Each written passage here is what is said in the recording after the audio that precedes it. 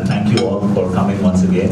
And we just thought that let's sit and ideate today a bit about circular economy.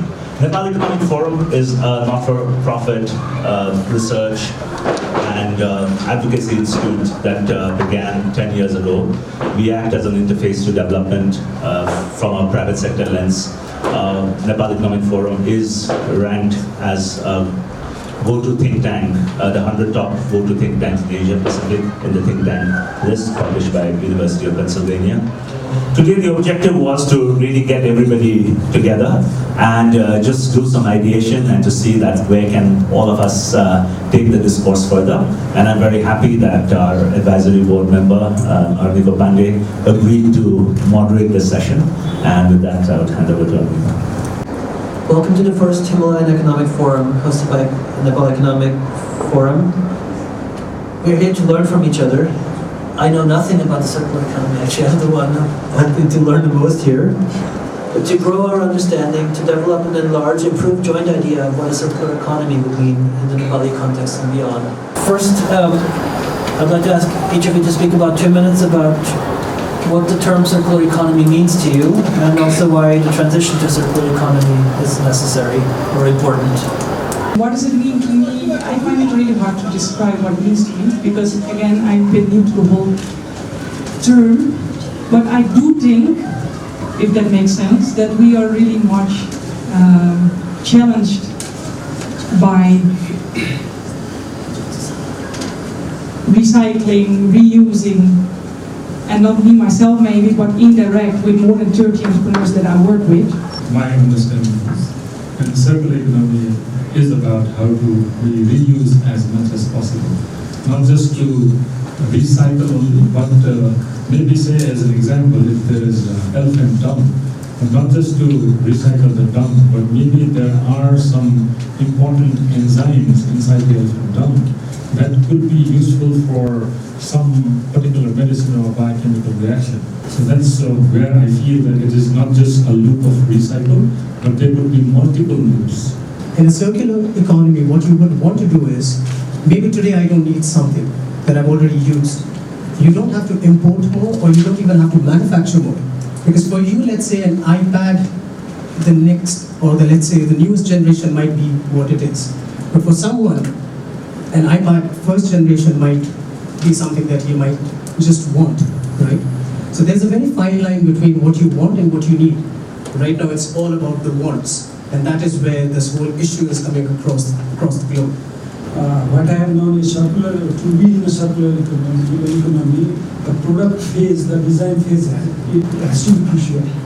From that to the reuse stage. So it's basically make, use and reuse concept where we produce, we do not waste much. It's basically a process waste, it's basically a cost waste, it's basically product itself. So here we have in circular economy, the extraction of the input in the economy will be low.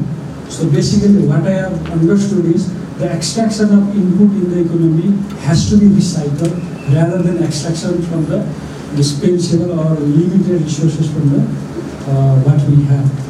Yeah, I agree with what you're saying. I think what you say is it's a good way to look at used products, but I also think that idea to keep on recycling what you have and use it again, that's also something that was not that appealing to people, because like you say, some people might want or might not like mine.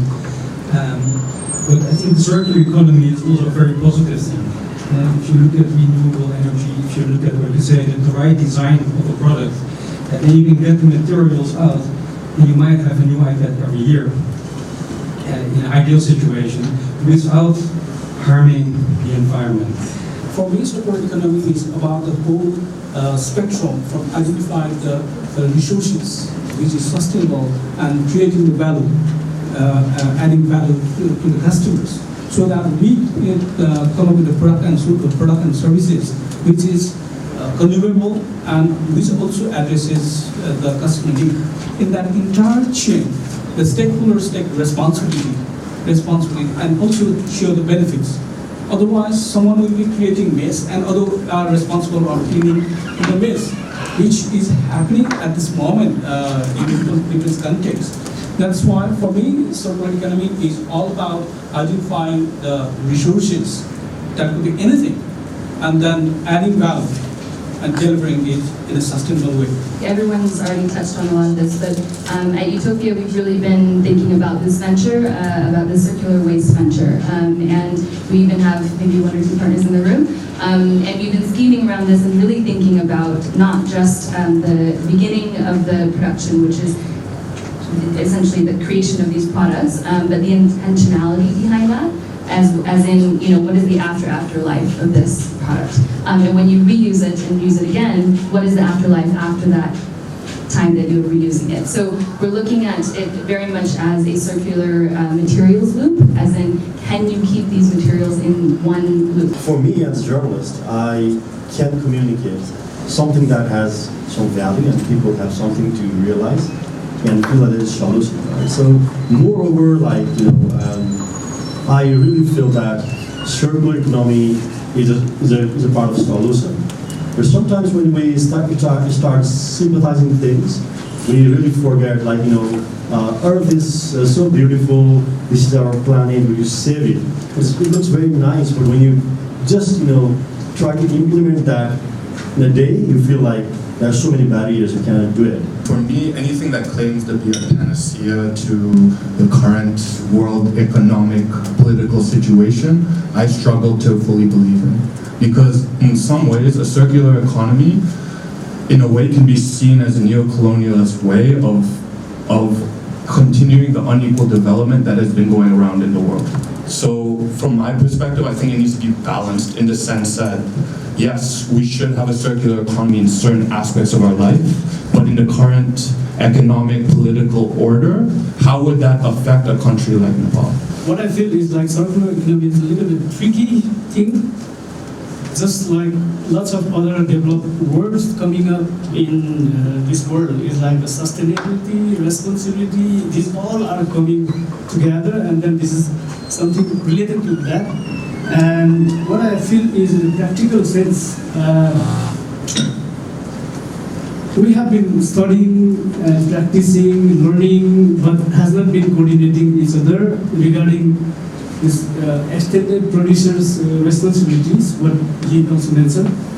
The thing is, you know, before anything, you know, we create something, the life of the materials that should be understood very properly, that if it is not going to use it, or someone, it cannot be used after something damages or something, you know, in some period of time it is outdated, then that materials will be going on, how it will be managed, or how much harm it will be created, and then that should be analyzed first before it comes to the market. My understanding, basic understanding about the circular economy is basically to reuse, I guess, to recycle, and avoid wastage. And that's my basic understanding. And you can, I think, spend a lot of time thinking about all the big problems in the world, but like they say, you know, you have to act locally. And locally sometimes means what your company can do as well. The way I understand it is if everybody or every firm does what they can do, I think it does add up. And, you know, that could ultimately lead to, you know, a bigger impact. So that's my understanding of the circular economy. We face challenge almost every day to think about the kind of waste we get, where to send it, because not everything is recycled, not everything is reused. There are so many kind of materials that has no end use at the recycling factory. So the whole topic about let's say waste has to go from consumer to producers. It cannot any longer be just with the consumers, because if you just give them a choice, then people will do, people might not do. That's an optional thing, and it cannot be anymore an optional thing. So the whole focus should be with the manufacturing units, the distribution units, because they are the, let's say, entities who actually produce all these things, market all these things. So it comes back to, you know, it has to be a responsibility of these entities to manage or somehow work with enablers who, like, let's say, recycling companies, waste management companies, or companies who work in upcycling to actually help them and take the materials back into the system? For me, if we talk about Nepal and about raw materials in Nepal itself, we have a lot of raw materials in Nepal that we use, like we talked about elephant dung before someone. We have a great young entrepreneur who's actually creating paper out of elephant dung right now in Chitwan. He puts seeds, even seeds in elephant dung paper, so that when it's end up, or you can plant it and something new comes out of it. That sounds for me more as like circular, right? Because we have a lot of resources here in Nepal what are not used or maybe not valued enough, but that sounds more to me as circular. That makes more sense to me. For me, circular economy means pollution-free economy. An environment where I can live without wearing mask, and while I'm eating, I'm not very, being skeptical whether this food is contaminated with pesticides or not. So, how do we create that environment where we can?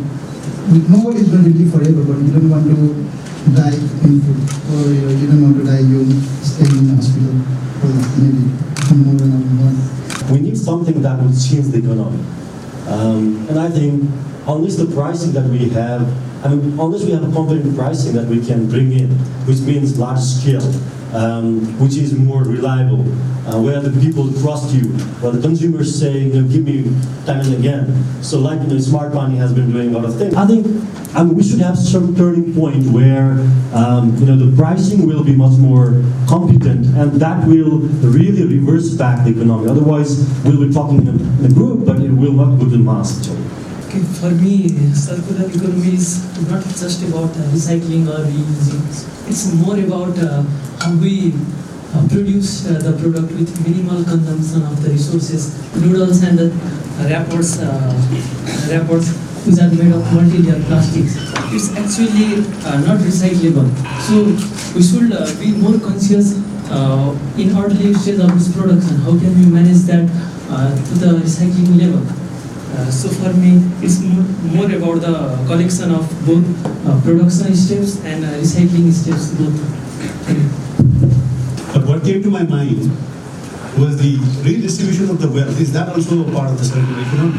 Because all the production that we're talking of, it is related to the cost, you make certain profit, and if you can redistribute that in the form of employment, isn't that also a circular economy?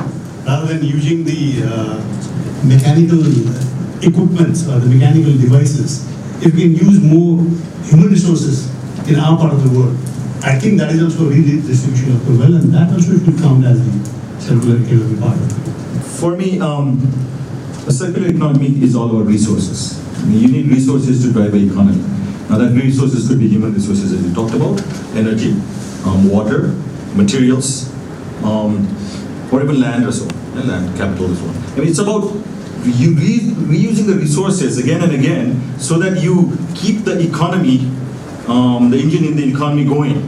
And especially for a country like ours where resources is limited in many ways, whether you talk about Kathmandu's water resources being a limited commodity in Kathmandu. So how do you manage water in Kathmandu so that you keep on using that water again and again? You collect rainwater, you recharge it. Once you use it, you recycle it, and so on. It's basically, that's what good producers do. They squeeze the resources to the extent possible to get outputs out of it.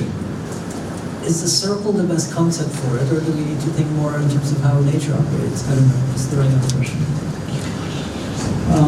Does anyone have other comments on this first round, or shall we move on? Yes, please.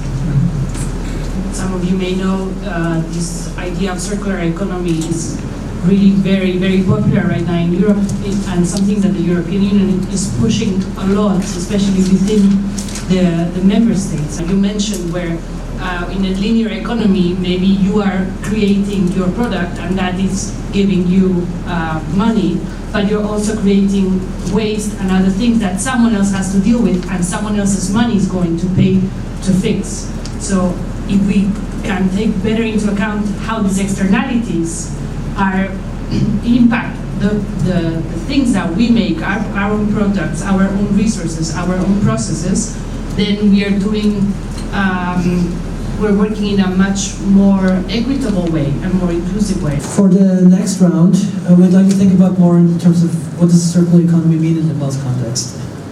And what are... on that line, what I also see is also about also the lifestyle. If we look at it, our current lifestyle is more sustainable. We used to, we were not treating that way, but what we were taught, we bring from development, we did not educate our young generation about our old values and lifestyle, but we just adopted some commercial lifestyle that is also part of creating more problems. I'd just like to add, I might have missed it, but we talk a lot about resources as in a material that's used to make a product. And I think very important in the circular economy is also energy.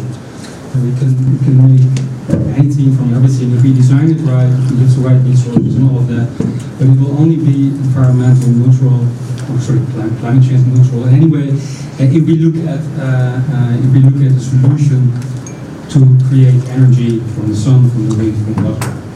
And I think it's very important to bring it into the discussion as well. Also, I think when we talk about the importing technology, for example, why our rivers are filthy. I mean, we have invested a lot, in our toilets. They're so clean, beautiful, nice with the fragrance. But we imported the toilets, but we didn't import the technology that will do the water.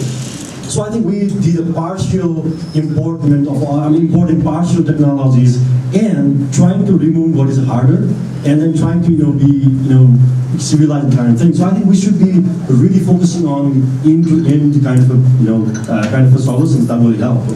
Otherwise we won't be really digging into the problem.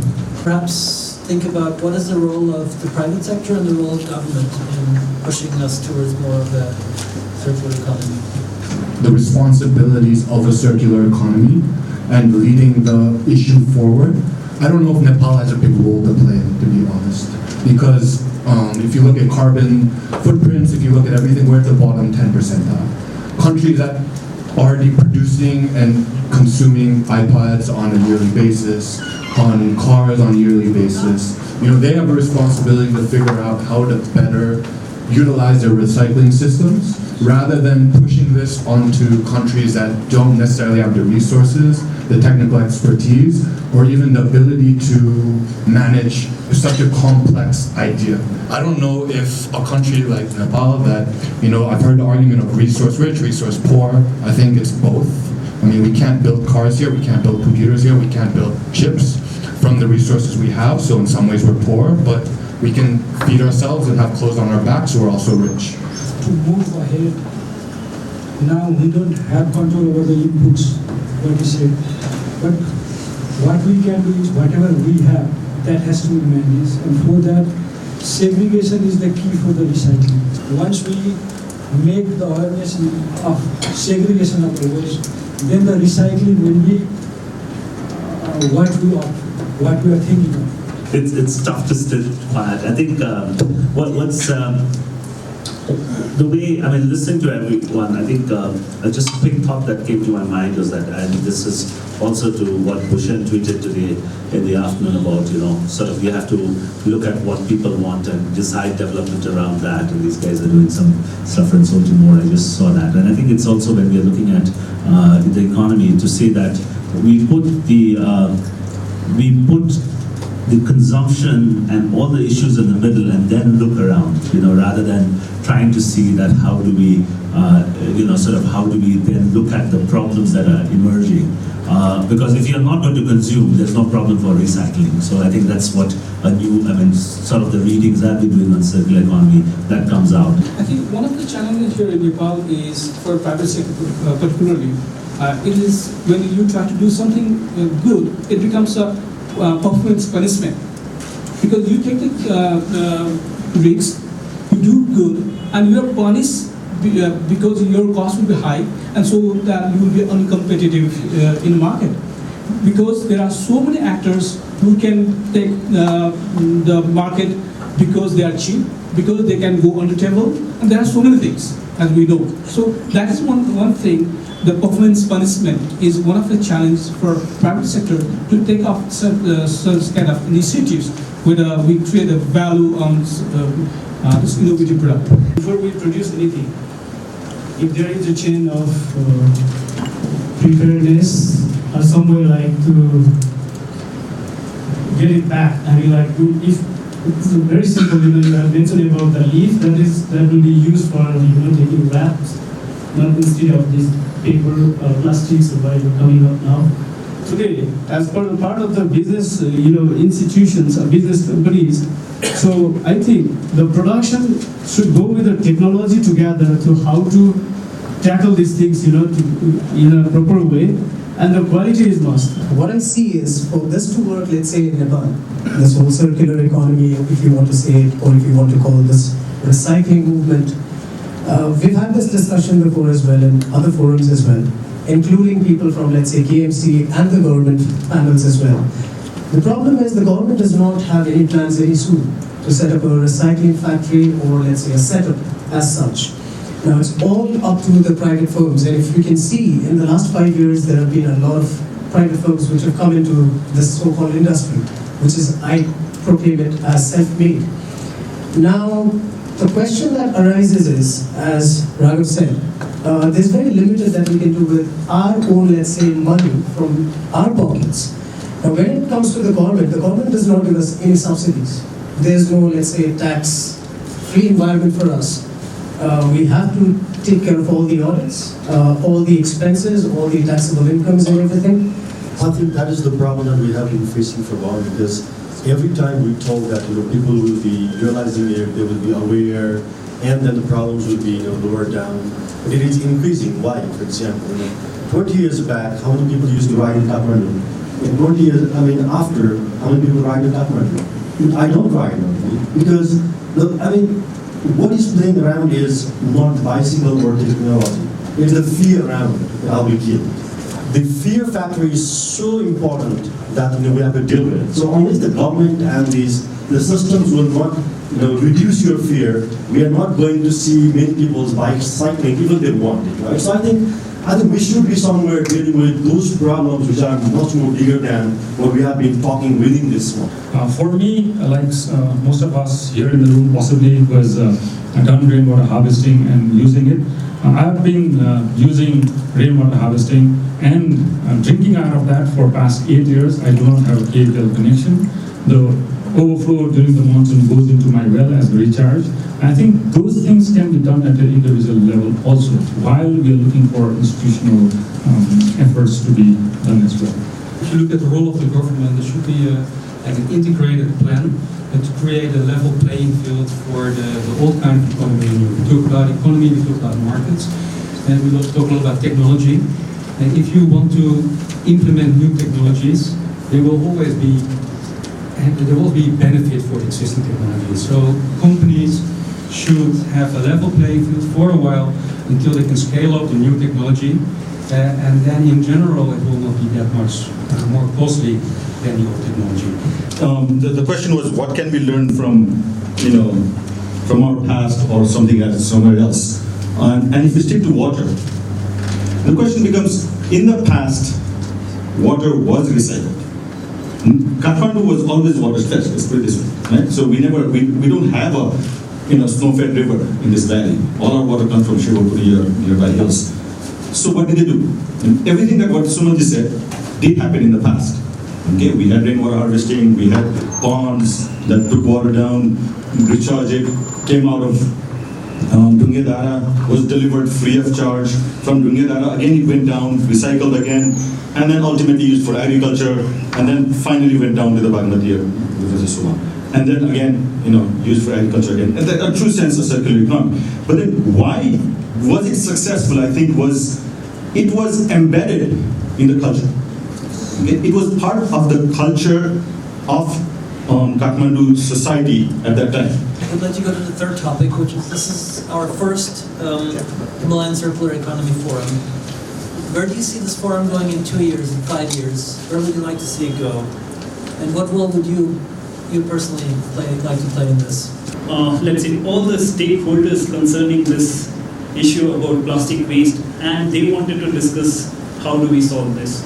So when you kind of create such kind of environment where you want to discuss and find a win-win solution, like at least, you don't want to go, let's say you are a manufacturing company, you want to make profits, but at the same time you want to also discuss where we can come into a balance where both of us, let's say all the stakeholders, are not getting affected. So that is one of a very simple example where stakeholders can come together and actually work together to find solutions. There are also compliances already in place, and because each municipality have their own right to design their own law, acts, and I think like for municipality, I know that they have their own act, progress management. Enforcement has become a challenge, and this is where probably such kind of forum can help to create a voice of good citizenship. We can try to work together with their local representatives, like Basically, forums like these are a very good playground where you kind of get to know individuals and see what the other person is trying to do from their part. It kind of motivates you to do more, because most of the times, let's say being a startup or as an entrepreneur, we have our own problems and we are very much restricted. As you said, you don't want to add another problem to it at the end of the day.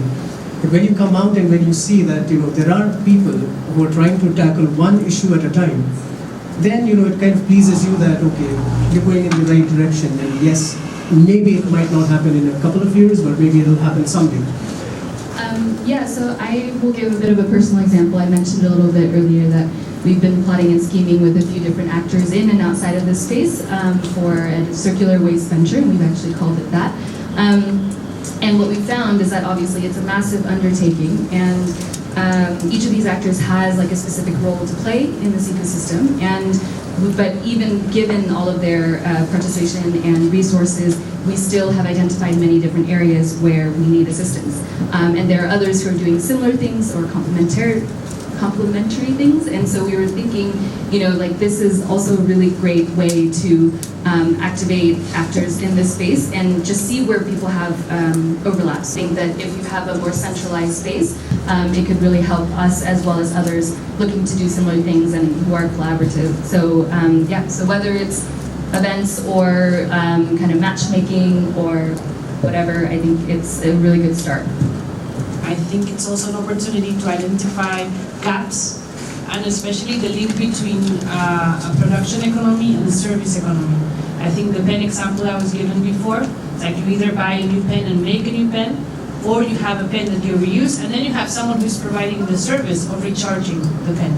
So you're doing much more complementarity between production and service economy. We would be moving towards a circular economy, in 2 years, and we may, never get to a circular economy fully, but I think the goal is to move towards it. Our economic systems should be designed to maximize this process where resources travel in a circular path. As there has already been so many initiatives, something similar, be it organic, be it ethical, be it social enterprises, and young people, young generation, I can see a lot of coming in social enterprises and coming with a new innovative solution. That's why, whether we like it or not, somehow we will be driving towards that circular economy, one way or the other now. So I think for this initiative, what we probably need to do is create a forum for dialogue. I think thank you for organizing this and inviting us. I think knowledge sharing is always something that is helpful. So like I have a particular problem with our aircraft tires. We produce a lot, there's a lot of wastage in terms of our aircraft tires. We go through them quite quickly. We don't know how to dispose of them. This is exactly the point. If there's anybody interested in taking our aircraft tires, it's there. So it could become an exchange where, we have some problem, perhaps you have some solutions. So I think this is great, and hopefully keeps going forward. I feel that there are two low-hanging fruits that this forum can look into on water. One is recharge Kathmandu, because it is very visible in terms of during monsoon and others. There's already a lot of activity that is happening. Maybe something on that can be done by this forum. Second one is, apart from recharge Kathmandu, I feel that there's a forum that I was invited to 2 days ago, where they wanted to discuss on investment in wash and water. So basically, those are the two. So maybe I can, after this, I can connect or discuss what can be done and take the dialogue forward. So, as people mentioned before, I don't know how much I could help going into the future because I'm purely a data scientist, and I don't know if this is a data issue, and even if it is, I don't know if there's the data of big data available in order to better understand and create some sort of analysis on the market. I do think it is a cultural issue, and without cultural changes, we're not going to get to the point where we have a better circular economy, let's say. In regards to that, where I see this forum in 2 years or even a year in the line, I think the question between local and global in terms of a circular economy is going to be more at the forefront as larger donor countries come in and try to impose this as a buzzword, and the smaller countries try to figure out what it means in their context. So I think that is what I see 2 years down the line. Is going to a circular material or water economy the biggest priority for the world over the next 12 years, or is it switching to a sustainable energy system where we slow down climate change? And to what extent do they go to hand in hand? To what extent are they two separate topics, and what does each of them address? Are they complementary, or do they distract from each other? I don't have answers to those. I hope they don't distract from each other. I hope they're complementary. But focusing on one will not necessarily draw attention to the other one. So, I think next 2 years or 5 years, I think this forum will be able to tell what are the two most important things that we can deal collectively that will make more impact. And one of these initiative has been around the places which are already messed up. So maybe this forum can think about a place which will in future create the same mess, like developing city where mess has not been created. So you can go and implement those things and tell people and compare what the value of doing good things at the early stage matter. I learned so much. I feel like I can now pretend to know something about the circular economy, whereas when I came in I felt totally lost. I understand it's much more than just one circle, and that there's a lot of complexities and components to it, and I will not try to summarize everything I've learned. I think we've probably hopefully all learned a lot from each other, and I see a lot of value in continuing with these discussions. Thank you, Anouk. First of all, round of applause to Anouk for managing this. It's always challenging when you have so many people, and it's a lot of people are doing very passionate stuff. I think for us at the Nepal Economic Forum, I think we always believe in incubating ideas. And for us, when we were asked to be the secretariat for the Himalayan Consensus Summit, we said, okay, we built it to a certain momentum, and now let's see how it sort of moves on in a larger platform. And for us also, we have got different things to do. We can only do so much. Sort of 10 years ago, there was another institution we worked in incubating, was an accountability lab. Today with Integrity Idol and all, it's gone its own. So for us, what we're looking at is that this Himalayan Circular Economy Forum at this point of time, to answer the question of Anouk, maybe 2 years time can be a separate platform that is owned by everybody, and we can be the catalyst to move ahead, because there are other movements we are also incubating, so as to say. So I think it's great to have everybody, and we hope we stay connected. For us, these things matter because economic growth has a cost, but how do we keep the economic growth sustainable? For us, it's important. So once again, thank you very much, and stay connected. And this has been a great learning experience. Thank you.